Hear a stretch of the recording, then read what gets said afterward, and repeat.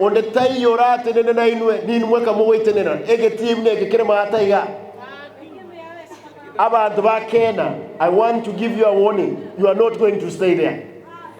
We will occupy it. I want to assure KeNHA, we are not going to entertain your nonsense. We gave you the field, and now we are telling you, go away from that place. I'm putting 20 million to start clearing that field. Because KeNHA, you have a big land. Use it elsewhere. We have given you an alternative land. You cannot turn around at you are going to court. To do what? We will occupy it, and we want to send that warning. Because I know the guys of NIS, you are here. Tell them, we'll occupy that land. I will make sure the field is prepared for the usage of sports. Period. You go, KeNHA, and I'm talking to the Director General tonight. We had negotiations.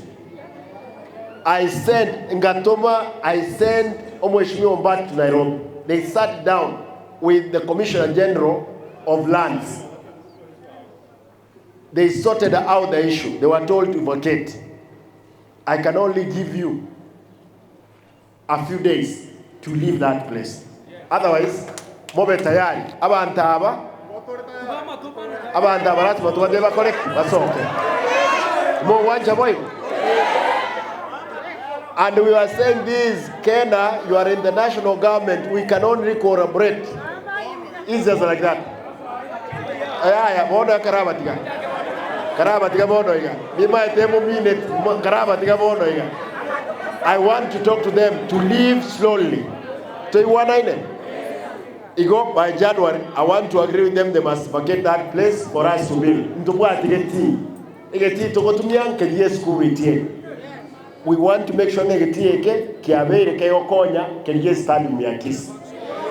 So you want to igen to ya kabere. Bonchari ninka.